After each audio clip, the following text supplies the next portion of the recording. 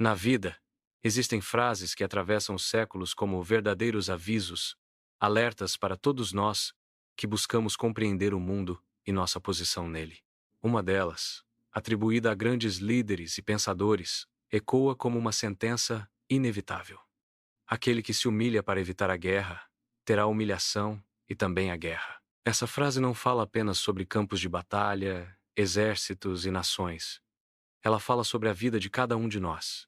Ela fala sobre os momentos em que, para não enfrentar um conflito, para não lidar com uma situação difícil, para não erguer a voz diante de uma injustiça, nos encolhemos, nos abaixamos, nos humilhamos e, no final, não evitamos o problema, apenas o adiamos. E quando ele retorna, retorna ainda mais forte, trazendo consigo não apenas a guerra que tentamos evitar, mas também a marca da nossa própria covardia.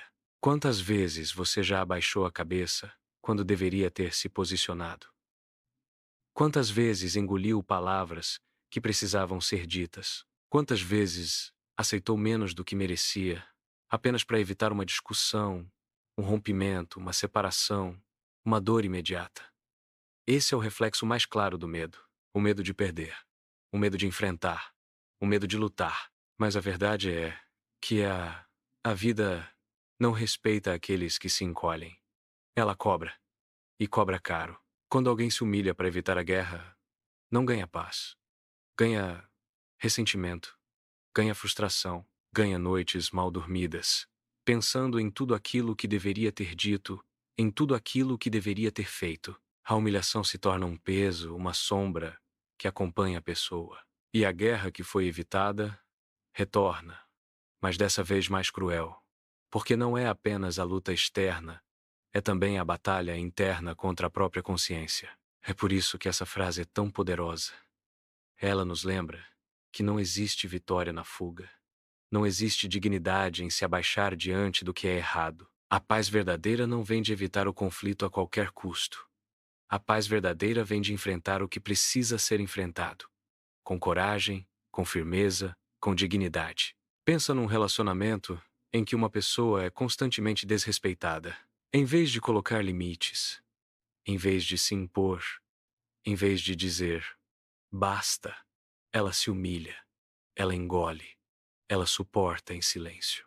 Ela acredita que, agindo assim, vai manter a paz. Mas qual é o resultado?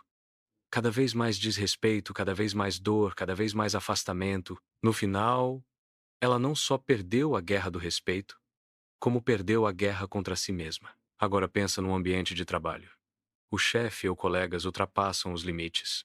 Pedem mais do que é justo, exploram, humilham, exigem. E para não perder o emprego, a pessoa se cala, abaixa a cabeça, aceita. Mas dentro dela nasce um rancor, uma sensação de ser pequena, de ser menos. E o que acontece? Mais cedo ou mais tarde, vem a guerra que ela tentou evitar. Um conflito explode. Um limite é rompido de vez. E aí não resta nada além da humilhação e da luta que foi adiada. Esse princípio se aplica em todas as áreas da vida.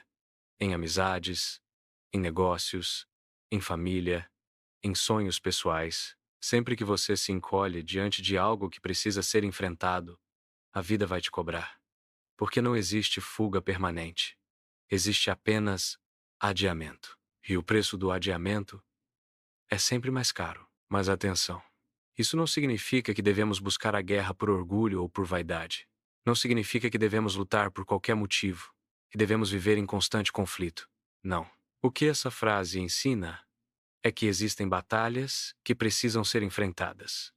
Existem momentos em que a dignidade exige que a gente se posicione, que a gente diga não, que a gente defenda o que é justo.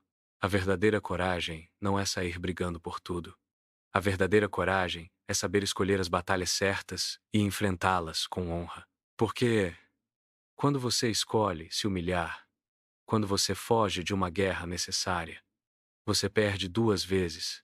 Perde a dignidade e perde a paz. Agora, respira fundo e olha para a tua vida. Onde você tem se humilhado? Onde você tem abaixado a cabeça para evitar um conflito? Onde você tem engolido dores, fingido que não vê, acreditando que, se ficar quieto, tudo vai se resolver sozinho. É aí que a frase de hoje bate mais forte. É aí que você precisa acordar. A vida é feita de escolhas, e uma das piores escolhas é escolher a covardia. Porque a covardia não protege.